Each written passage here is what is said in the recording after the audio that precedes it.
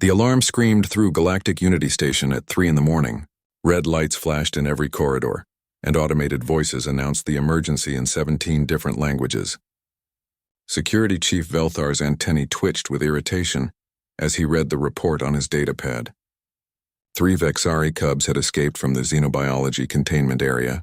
This was bad. Very bad. Velthar had been working station security for 12 years, and he had never dealt with Vexari juveniles before. Nobody wanted to deal with Vexari juveniles. The adults were dangerous enough, standing 7 feet tall with retractable claws and venomous spines running down their backs. But the cubs were worse.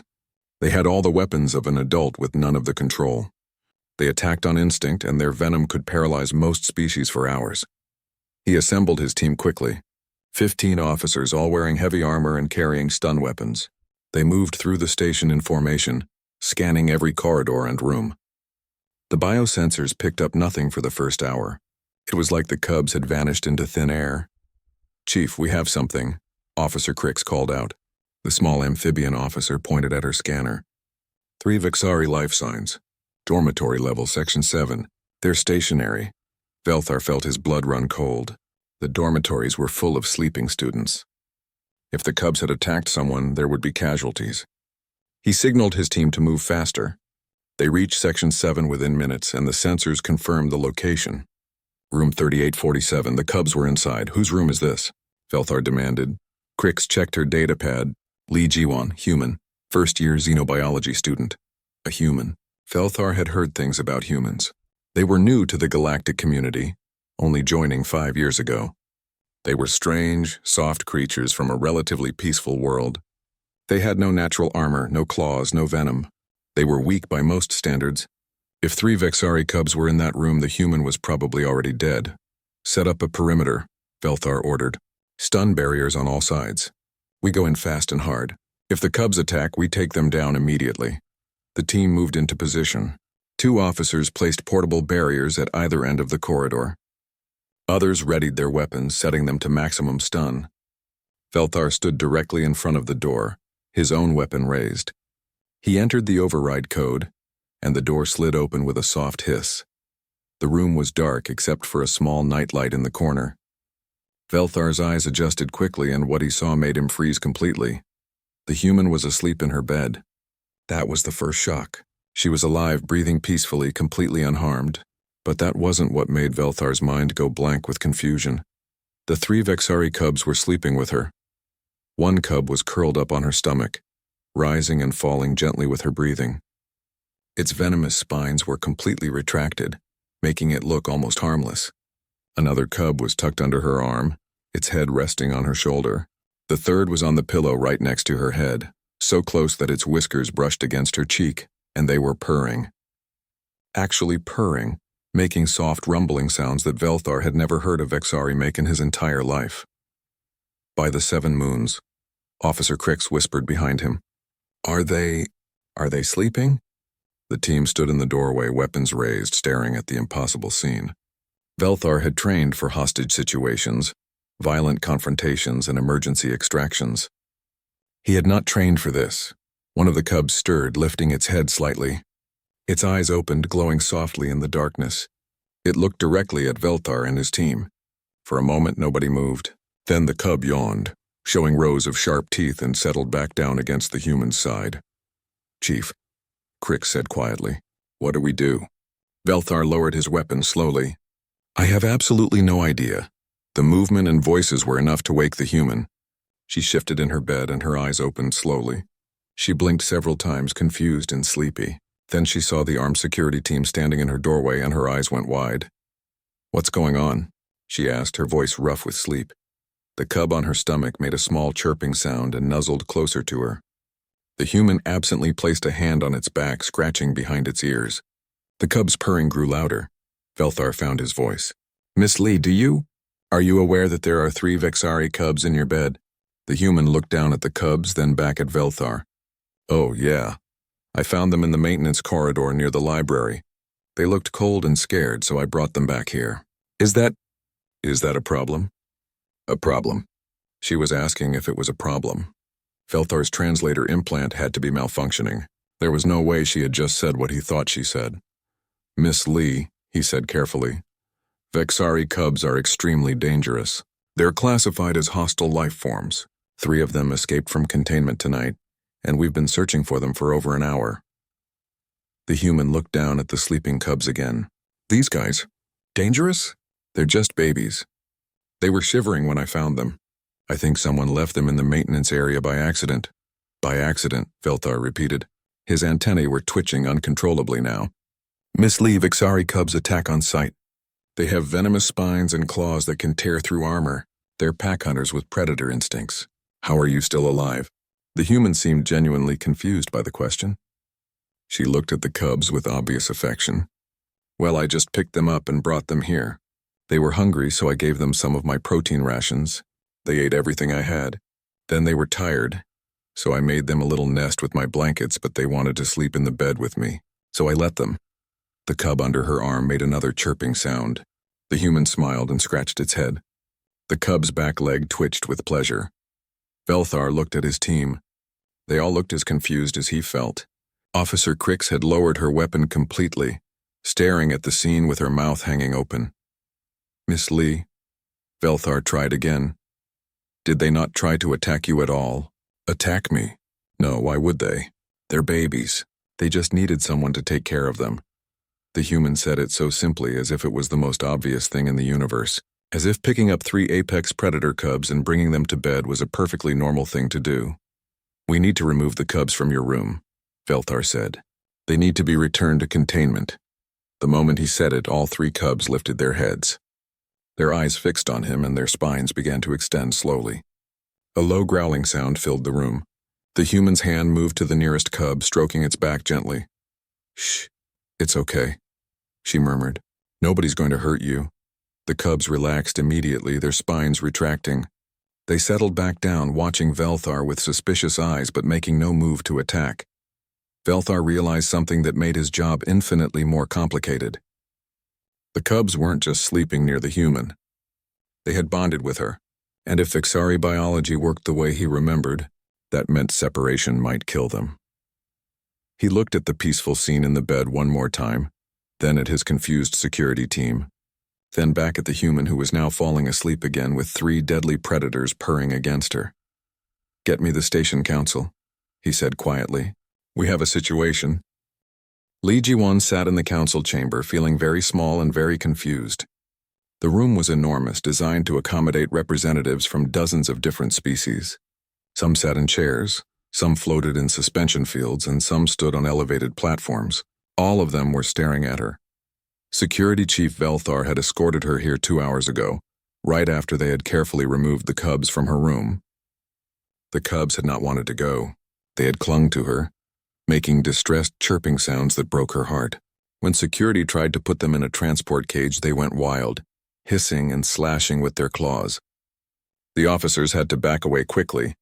It was only when Ji-won spoke to them in a soft voice, promising she would see them soon, that they calmed down enough to be moved. Even then, they cried the whole way down the corridor. Now she was here, facing what looked like a trial. She didn't understand what she had done wrong. Ambassador Thexnell spoke first. He was Vexari himself, tall and imposing with dark purple scales and yellow eyes. His spines were fully extended, a sign of agitation. "Human Ji-won," he said, his voice deep and rumbling. "Do you understand the severity of what you have done?" Ji-won shifted in her seat. I helped some lost cubs. I didn't know they had escaped from anywhere. I just found them in the corridor. Those cubs are from my world," Thexnell continued. "They were being transported to a research facility with proper containment. Vexari cubs are not pets. They are dangerous wild creatures that require specialized handling." A crystalline being on the left side of the chamber chimed in, their voice like tinkling glass. "The human should be commended for surviving the encounter. Most species would have been killed instantly." "That's exactly my point," Thexnell said sharply. "How did she survive? What did she do to my people's cubs?" Ji-won felt a flash of anger. "I didn't do anything to them. They were scared and cold. They were making these sad little sounds, and they were huddled together in a dark corner. I couldn't leave them there." "So you picked them up," Velthar said from his position near the door. "It wasn't a question. Yes, I picked them up. They were heavy, but I managed." They stopped crying once I held them. They seemed to like being warm.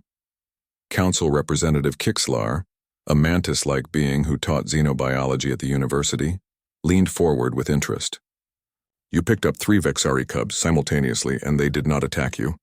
No, they snuggled into my arms. Like puppies. Several council members repeated in confusion. Ji-Wan realized they might not know what puppies were. Sorry, dogs, baby dogs. They're animals from Earth. We keep them as companions. The cubs reminded me of puppies. Scared puppies who needed help. Ambassador Thexnall made a sound that Ji-Wan's translator couldn't interpret. You compared Vexari cubs to domesticated animals from your world? This is insulting. I didn't mean it as an insult, Ji-Wan said quickly. I just meant they acted like babies. They needed comfort and food and a safe place to sleep. So I gave them those things. Professor Kixlar's compound eyes gleamed with curiosity. What exactly did you do after you brought them to your room? Ji-Wan thought back to the previous night. Well, they were hungry. I could hear their stomachs growling. I gave them all my protein rations. They ate 5 packs each. Then they drank a lot of water. After that, they seemed tired, so I made them a nest on the floor with my extra blankets. But they ended up in your bed, Velthar noted. Yeah, they didn't want to stay in the nest. They kept climbing up onto the bed and pressing against me. I think they wanted to be close to someone. So I let them stay. They fell asleep pretty quickly after that. The council chamber fell silent. The representatives looked at each other, communicating in ways Ji-Wan couldn't follow. Finally, a floating jellyfish-like creature spoke, their voice bubbling through a translator. This should not be possible. Vexari cubs do not bond with other species. They barely bond with their own parents. That's correct, Thexnall said. Vexari cubs are raised in communal pens with minimal contact. They learn to fight and hunt from an early age. They are aggressive by nature. They do not snuggle. Ji-Wan frowned. That sounds really sad. They're just babies. Don't they need affection? The question seemed to stun the Vexari ambassador. He stared at her for a long moment, his spine slowly lowering. Affection is not a concept we apply to cubs. They are raised to be strong. But they can be strong and loved, Ji-Wan said softly. Those things aren't opposites. Professor Kixlar stood up from his seat, his mandibles clicking with excitement. This is fascinating. Council, I request permission to examine this phenomenon further. The human has demonstrated an unprecedented ability to calm and bond with a hostile species. This could have significant implications for interspecies relations. The cubs need to be returned to containment immediately, Thexnall insisted. This situation is abnormal and potentially dangerous. Actually, Velthar interrupted, we have a problem with that. Everyone turned to look at the security chief. He pulled up a holographic display showing a live feed from the containment area. The 3 cubs were in a reinforced enclosure, pacing restlessly. They weren't attacking the barriers or trying to escape. They were just crying. The same sad sounds Ji-Wan had heard in the maintenance corridor. They won't eat, Velthar explained. We've offered them food 3 times. They won't touch it. They won't drink water either. They just pace and make those sounds. Ji-Wan's heart clenched. They're scared. They don't understand why they were taken away. It's more than that, Professor Kixlar said grimly. If I'm correct, the cubs have pack bonded with the human. In Vexari biology, once a juvenile forms a pack bond, separation causes extreme stress. If maintained too long, it can be fatal.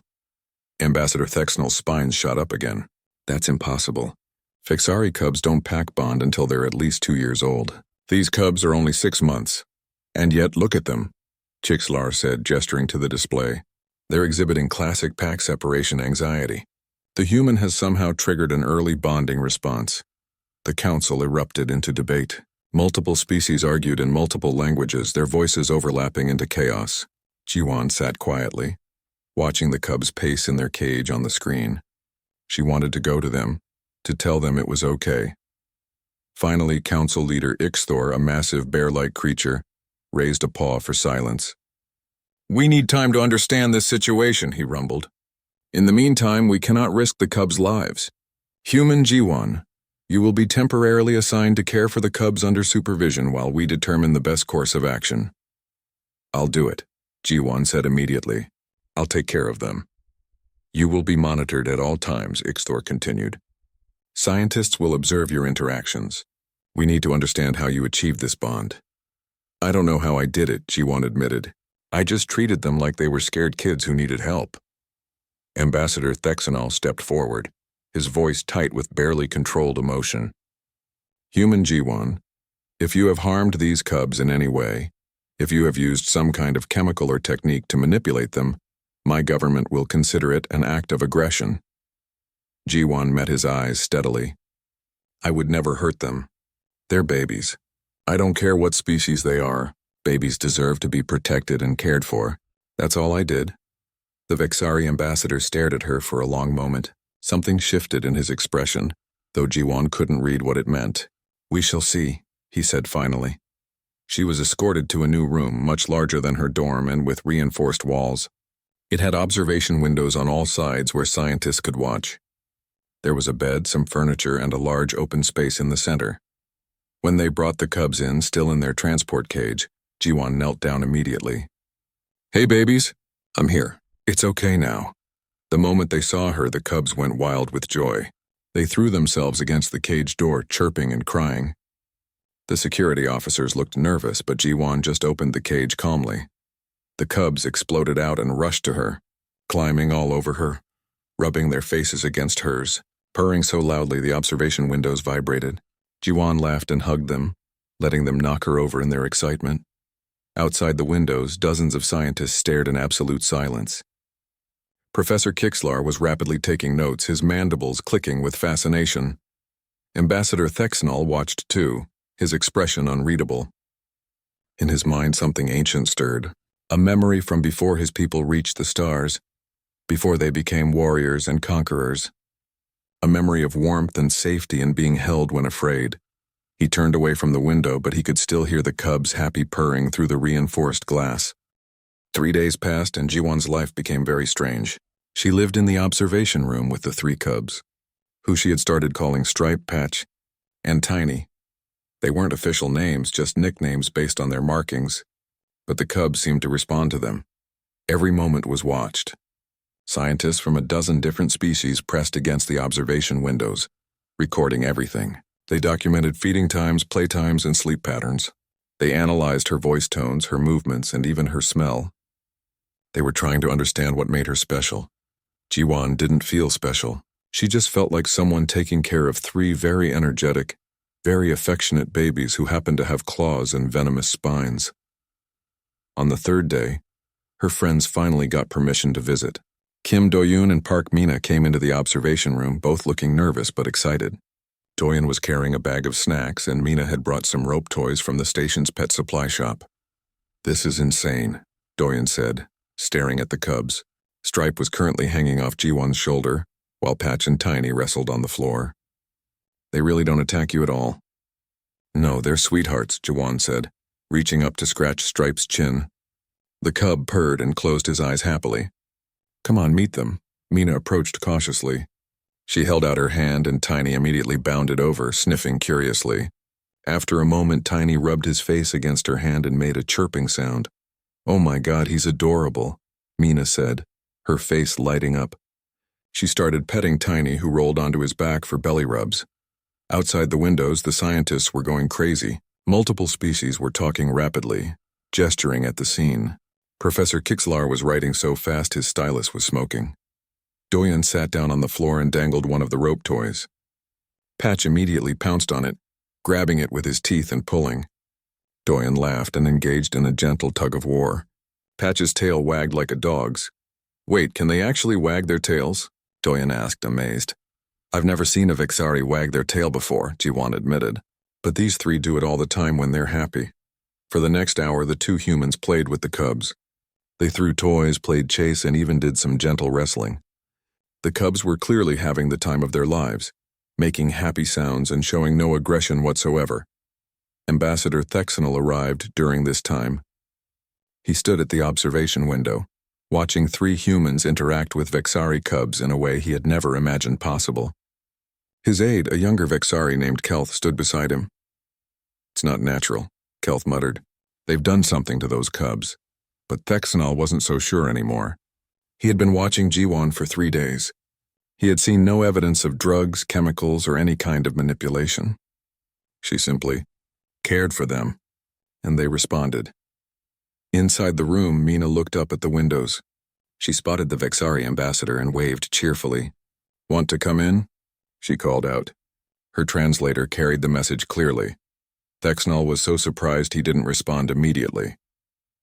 Kelth looked horrified. "Ambassador, surely you're not considering—" But Thexnall was already moving toward the entrance. He had to know. He had to understand. When he entered the room, the cubs immediately noticed. They stopped playing and turned to look at him. Their spines extended slightly and they moved closer to Jiwan. Defensive but not attacking. "It's okay," Jiwan said softly to the cubs. Then she looked at Thexnall. "You're Vexari like them. They might feel safer with you here." Thexnall approached slowly. He knelt down, trying to remember how to move in a non-threatening way. It had been decades since he'd thought about such things. Stripe, the boldest of the three, approached him first. The cub sniffed at him, tail twitching uncertainly. Then Stripe made a small chirping sound. Thexnall felt something in his chest tighten. He recognized that sound. It was in the ancient language of his people, from before they had translators. It meant family. "Hello, little one," he said in Vexari. His voice was softer than he'd spoken in years. Stripe chirped again and pressed his head against Thexnall's hand. The ambassador hesitantly stroked the cub's head. Stripe began to purr. Outside the windows, absolute chaos erupted among the scientists. A Vexari adult making peaceful contact with a cub. It shouldn't be possible. Vexari cubs rejected adult contact until they were fully grown. But Thexnall wasn't thinking about that. He was thinking about how he couldn't remember the last time he had touched a cub of his own species with gentleness. How he couldn't remember if anyone had ever touched him this way when he was young. "How do you do this?" he asked Jiwan quietly. She shrugged. "I just pay attention to what they need. When they're scared, I make myself calm. When they're playful, I play with them. When they're tired, I let them rest. It's not complicated." "But it is," Thexnall said. "My people have raised cubs for thousands of years. We have systems, protocols, and containment procedures. None of them work like this." "Maybe the protocols are wrong," Mina suggested. She was sitting on the floor with Tiny curled up in her lap. "Maybe cubs need something different than what you've been giving them." That afternoon, news spread through the human student population. Jiwan's friends told their friends, who told others, and soon dozens of humans were coming forward with their own stories. Choi Hyun admitted he had been keeping a baby Krilthan in his dorm. The Krilthan were spider-like creatures with paralyzing venom. They were considered impossible to handle safely. But Hyun had found a juvenile hiding in the ventilation system, cold and alone. He'd been keeping it warm in his jacket, feeding it and playing with it for 2 weeks. Yoon Sumi revealed she'd been visiting the xenobiology lab after hours to spend time with a thornback juvenile. Thornbacks were aggressive, territorial creatures covered in sharp spines. But the baby thornback would curl up on Sumi's lap and fall asleep while she studied. Kang Junho had somehow befriended 6 different species of juveniles. He had recordings of himself in the lab, surrounded by babies that were supposed to hate each other, all peacefully coexisting in his presence. Professor Kislar compiled all this data frantically. A pattern was emerging that changed everything he thought he knew about interspecies interaction. He called an emergency meeting with the council and all available scientists. The observation room was packed with beings from across the galaxy. "The evidence is undeniable," Chixlar announced, displaying charts and videos. "Humans possess an unprecedented ability to connect with juvenile creatures across all species classifications. Species that are hostile to each other become peaceful in human presence. Juveniles that reject their own kind accept humans immediately. But why?" Council leader Ixtor demanded. "What makes humans different?" "Earth," Chixlar explained, bringing up data about humanity's homeworld. "Earth has an unusual evolutionary history. Humans domesticated hundreds of different species: dogs, cats, horses, birds, even fish. They learned to read the body language and emotional states of creatures completely unlike themselves. This ability appears to extend to all species, not just Earth animals." He showed video of Jiwan with the cubs, slowed down and analyzed. "Watch how she responds to their distress signals. Most species would interpret a cub's defensive posture as aggression. Humans interpret it as fear and respond with comfort instead of force. This changes the entire interaction dynamic." Ambassador Thexnall stood up. "If this is true, then my people we've been doing everything wrong. For thousands of years." The room fell silent. It was a massive admission from a proud species. Not just your people, Chixler said gently. Most of us have. We've focused on control and containment rather than understanding and nurturing. Humans show us a different way. So what do we do with this information? Ixhor asked. Professor Kixlar looked at the humans in the room. More had arrived, hearing about the meeting. Young students who'd been secretly caring for supposedly dangerous creatures, all looking nervous but determined. I propose a human-xeno childcare exchange program, Chixlar said. Humans teach us their methods. We learn to better understand our own young. In return, humans learn about alien biology and help strengthen interspecies bonds across the galaxy. The proposal hung in the air. It was radical. Revolutionary, even. Then alarms began blaring. Security alerts flashed across everyone's datapads. Felthar's voice came through the communication system, tight with tension. We have a situation. A Vexari warship just dropped out of hyperspace. They're demanding the immediate return of the Cubs, and they're not asking nicely. Ambassador Thexnel closed his eyes. My government. They've lost patience.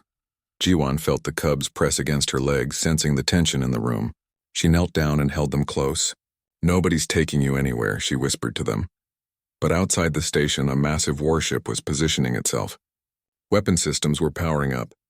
The peaceful experiment was about to become an interstellar incident. The Vexari warship was called the Stone Fang, and it lived up to its name. It was 5 times larger than the station, bristling with weapons, and its hull was covered in thick armor plating.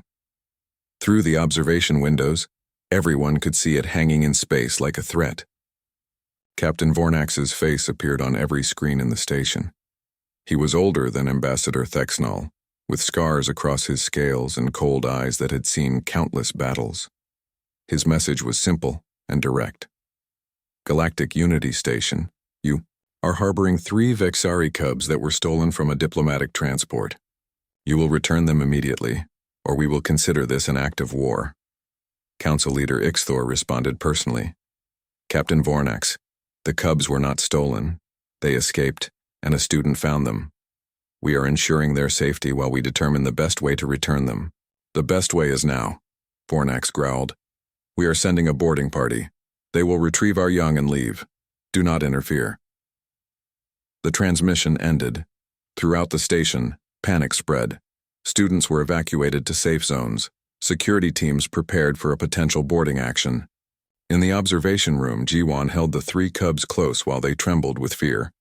They can sense something's wrong, Mina said quietly. She and Doyen had refused to leave Jiwan's side. Ambassador Thexnel paced the room, his spines fully extended. Vornax is a war hero.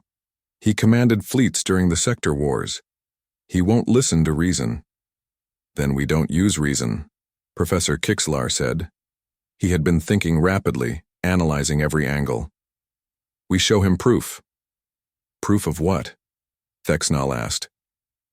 That humans can do something we cannot, that there's a better way to raise our young. Chixlar turned to Jiwan. Are you willing to demonstrate your methods in front of Captain Vornax and his crew? Jiwan looked down at the Cubs. Stripe was pressed against her chest, Patch was hiding behind her legs, and Tiny had climbed onto her shoulder. They trusted her completely. What do you need me to do? She asked. An hour later, the Vexari boarding party arrived. Captain Vornax came personally, along with 10 heavily armed soldiers and 2 handlers wearing full protective armor. They entered the observation room like they were storming an enemy position. The Cubs immediately went wild. They backed into a corner, spines fully extended, hissing and snarling. Their eyes glowed with fear and aggression. They looked every bit the dangerous predators the galaxy knew them to be. Sedate them, Vornax ordered his handlers. Wait, Thexnal said, stepping forward. Captain, I ask that you observe something first. Let your handlers try to retrieve the Cubs using traditional Vexari methods. If they succeed, you can take the Cubs immediately. But if they fail, you watch the humans' method. Vornax's eyes narrowed suspiciously. This is a waste of time. It will take 5 minutes, Thexnal pressed. 5 minutes to see if there might be something we've been missing about our own young. The captain considered this. Finally, he nodded curtly. 5 minutes, then we take them by force if necessary. The two handlers stepped forward. They were professionals trained in juvenile Vexari handling for years. They carried containment poles and stun nets. They knew the protocols perfectly. They approached the cornered cubs slowly and methodically. They used the proper postures, made the correct vocalizations, and followed every rule in the handbook. The cubs attacked instantly. Stripe lunged first, claws extended, aiming for the nearest handler's throat. The handler blocked with his pole, but Patch came from the side, spines extended. The second handler deployed her stun net, but Tiny jumped over it and went for her legs. It was chaos. The handlers were forced to retreat, using their equipment to keep the cubs at bay. None of the cubs were hurt, but it was clear that traditional methods weren't working. The cubs were terrified and defensive, seeing only threats. Enough, Vornax commanded. His handlers withdrew, both breathing hard. The cubs remained in their corner, spines extended, making threatening sounds. Now watch, Professor Kixelar said quietly. Jiwan entered the room. She didn't have any equipment, any armor, any protection. She was just a small human in simple clothes, facing 3 terrified predators. She didn't approach them. She didn't make sudden movements. She simply sat down on the floor about 10 feet away from them and looked away, not making eye contact. Then she started humming. It was a simple melody, something her mother used to sing when Jiwan was scared as a child. The tune was soft and repetitive, designed to soothe. For a long moment, nothing happened. The cubs stayed in their defensive position, watching her with suspicious eyes. The Vexari soldiers watched too, hands on their weapons, ready to intervene. Then Stripe's spines began to retract slowly. He took one step toward Jiwan, then another. She's not even looking at them, one of the handlers whispered in amazement. Stripe reached Jiwan and sniffed at her cautiously. She still didn't look at him directly. She just kept humming and slowly extended one hand, palm up, non-threatening. Stripe pressed his face into her palm. His tail began to wag. Patch and Tiny emerged from the corner, moving toward her. Within seconds, all 3 cubs were climbing on her, purring loudly, rubbing against her face. The transformation was complete. From terrified predators to affectionate babies in less than a minute, Captain Vornax stared in absolute silence. His soldiers looked at each other, confused and shaken. This wasn't possible. Everything they knew about Vexari cubs said this wasn't possible. How? Vornax finally said, his voice rough. Jiwan looked up at him, now covered in happy cubs. They were scared. Your handlers came in treating them like threats. I came in treating them like frightened children. That's the only difference. But they are threats, Vornax insisted, though his voice lacked conviction. Vexari cubs are dangerous. We must control them with strength. They're dangerous because they're scared, Jiwan replied gently. Because nobody shows them they're safe. Look at them now. Are they threatening anyone? The cubs were indeed completely peaceful. Tiny had fallen asleep on her lap. Patch was chewing contentedly on a toy. Stripe was grooming himself, occasionally looking up at her for reassurance. Dexenal stepped forward. Captain, I've been watching this human for days. I've seen things I never thought possible. Our cubs can be gentle, they can bond, they can feel safe. We've forgotten this. Or maybe we never knew it. One of the older soldiers spoke up, his voice uncertain. My grandmother used to tell stories. From the old days before we reached the stars. She said cubs used to sleep with their parents, that families would groom each other and show affection. I thought they were just myths. Not myths, Texanal said quietly. Memories of what we were before we decided strength was everything. Captain Vornax approached slowly.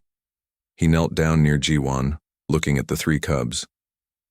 I have 7 offspring, he said suddenly. I have never touched any of them. I see them once a year at mandatory family gatherings. They fear me. I thought that was proper. It doesn't have to be, Jiwan said softly. Kang Junho chose that moment to enter with Professor Kixelar. He was carrying a data pad full of recordings. Captain, I'd like to show you something. He played video of himself in the xenobiology lab. The recording showed him successfully calming and caring for a baby Vexari, a juvenile Krilthan, a thornback cub, and several other species all at once. Species that normally attacked each other on sight were peaceful in his presence, even playful. There are 37 human students on this station, Junho explained.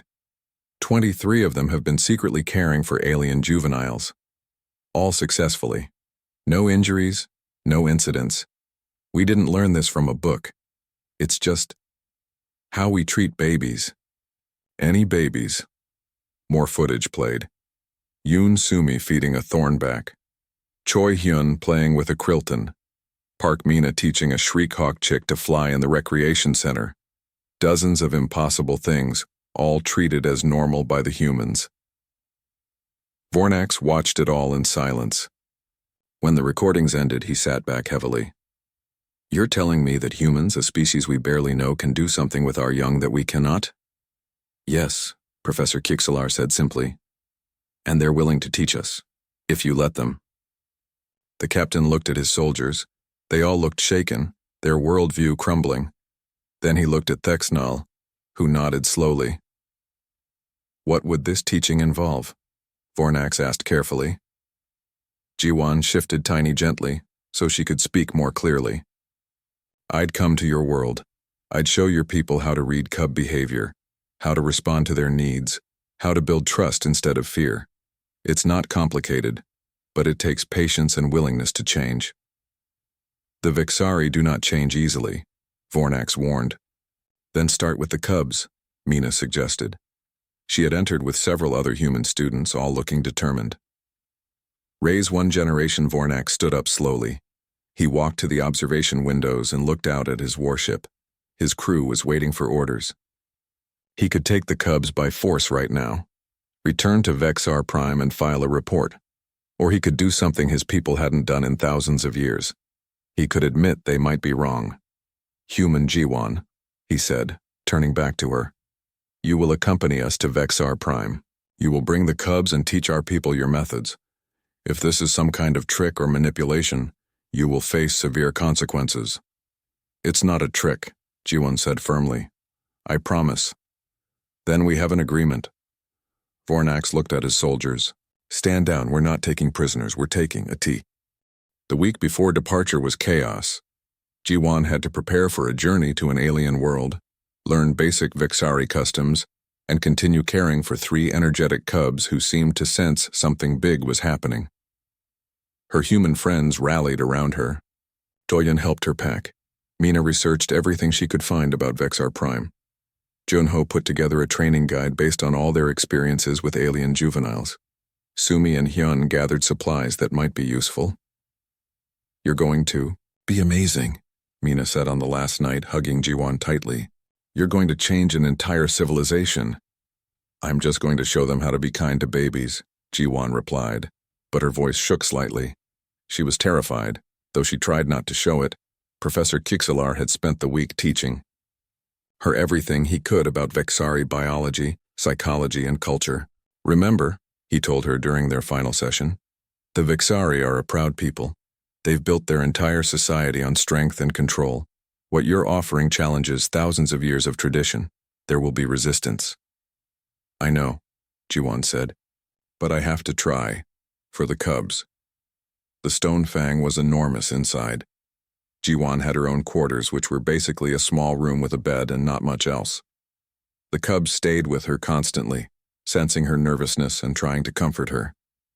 It was strange how they had become her emotional support as much as she was theirs. The Vexari crew was curious but distant.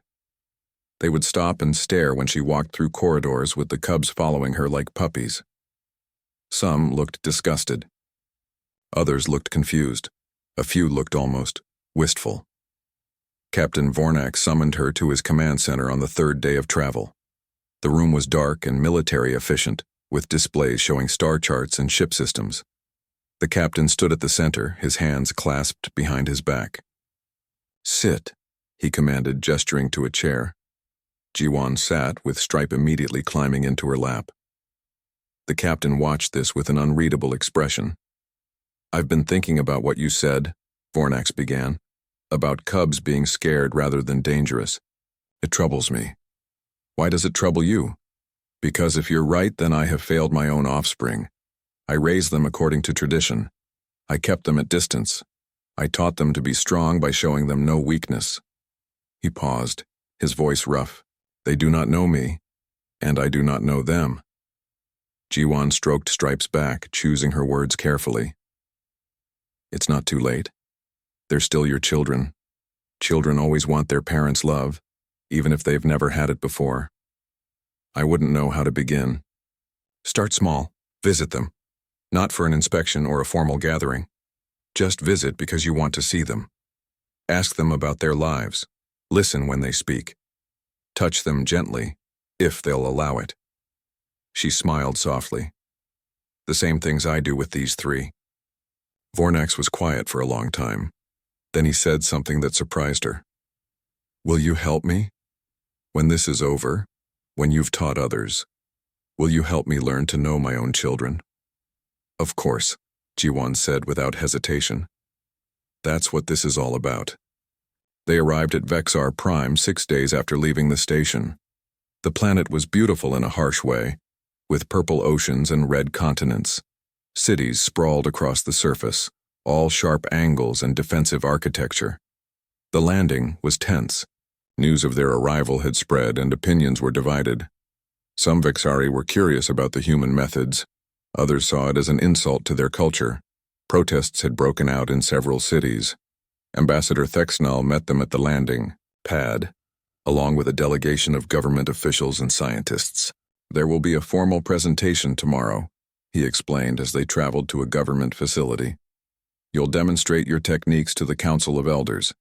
They will decide if your program can proceed. The facility was massive, with dozens of holding areas for cubs. Jiwan was horrified by what she saw. Cubs kept in individual cells barely large enough to turn around in. They were fed through automated systems and had no contact with adults. Many were making distressed sounds. All looked miserable. This is how we've always done it, Thexnal said quietly, seeing her expression. We believed isolation made them strong.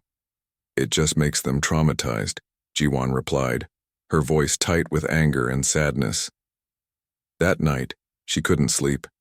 She kept thinking about all those lonely cubs. Stripe, Patch, and Tiny slept peacefully beside her, but she knew they were the lucky ones. The next morning, she was brought to a massive amphitheater. Hundreds of Vexari filled the seats, all watching her with varying degrees of skepticism. The Council of Elders sat on a raised platform, 12 ancient Vexari who had seen centuries of history. The eldest, a female named Shexra, spoke first. Human Jiwan, you claim you can teach us about our own young. This is presumptuous. Explain yourself. Jiwan stood in the center of the amphitheater, feeling very small, but she had 3 cubs beside her, and that gave her courage.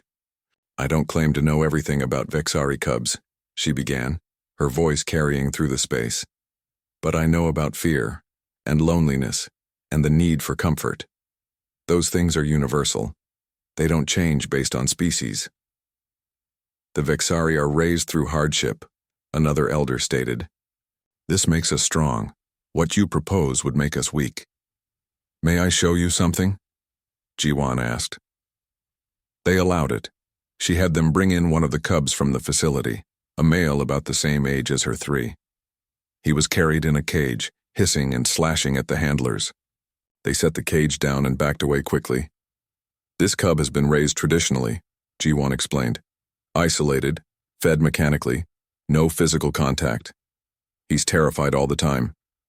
You call this strong. I call it broken.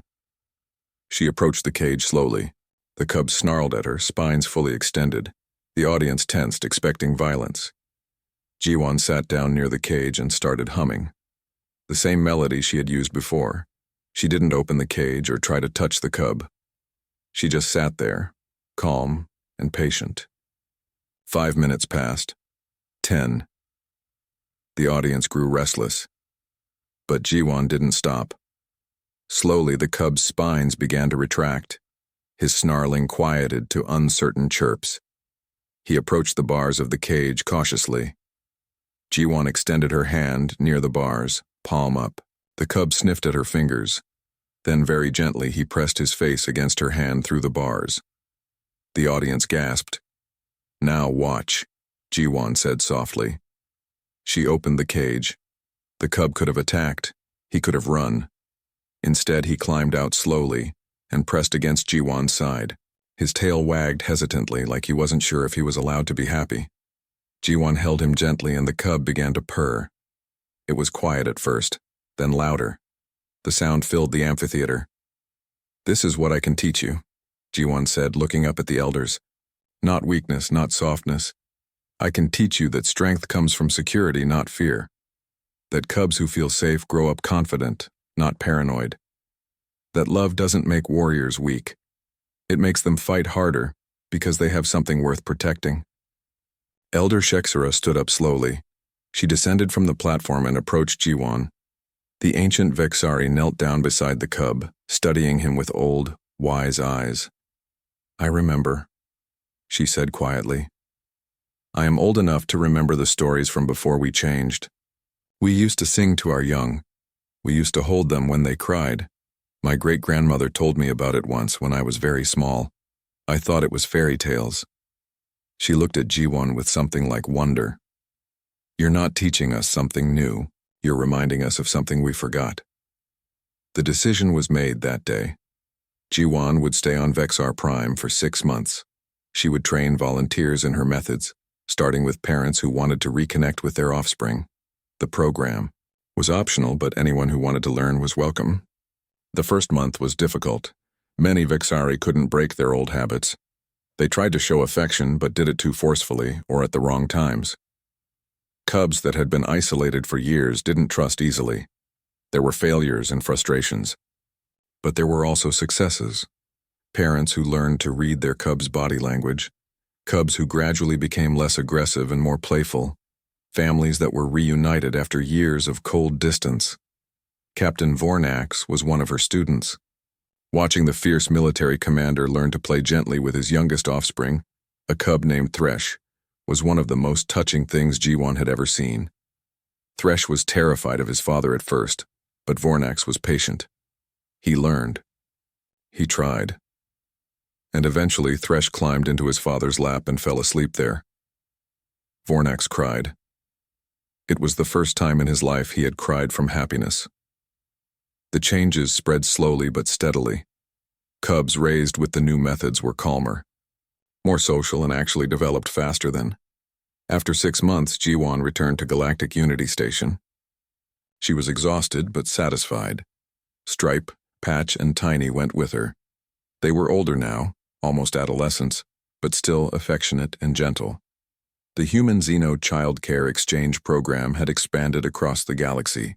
Humans were teaching on 17 different worlds, helping dozens of species learn better ways to raise their young. It had become one of the most successful diplomatic initiatives in galactic history. Professor Kixlar had published multiple papers on the human empathy effect. Humans were now sought after as teachers, caretakers, and child development specialists across hundreds of systems. 6 months after returning to the station, Ji-won laughed and came inside. She picked up one of the chicks and it immediately snuggled into her hands. "Where did you find them?" Their nest was damaged in a storm near the station's observation deck. Nobody else would help them because, Shriekhawks grow up to be pretty dangerous. But they're babies, Ji-won. They needed someone. "Of course they did," Ji-won said, smiling. She sat down on the floor and let the chicks climb on her. Stripe, Patch, and Tiny came in through the open door and settled down nearby, completely unbothered by the presence of another species. As Ji-won sat there surrounded by alien creatures that the galaxy had once considered too dangerous to touch, she thought about how far they'd all come. She thought about Vexari parents singing to their cubs, about Captain Vornax playing with Thresh, about Ambassador Thexnall, who had started a program to reform cub-raising practices across his entire species. Maybe humanity's greatest strength wasn't their technology. Maybe it wasn't their fighting spirit or their adaptability. Maybe it was something much simpler and much more powerful. Maybe it was their ability to look at any scared, lonely creature in the universe and see someone who just needed to be told they were safe, someone who just needed to be loved. She scratched behind a Shriek-Hawk chick's ears and listened to it purr. Different sound than Vixari purring, but it meant the same thing in any language. It meant, thank you. It meant, I trust you. It meant, I'm not scared anymore. And that, Jiwan thought, was worth all the diplomatic papers and scientific studies in the galaxy.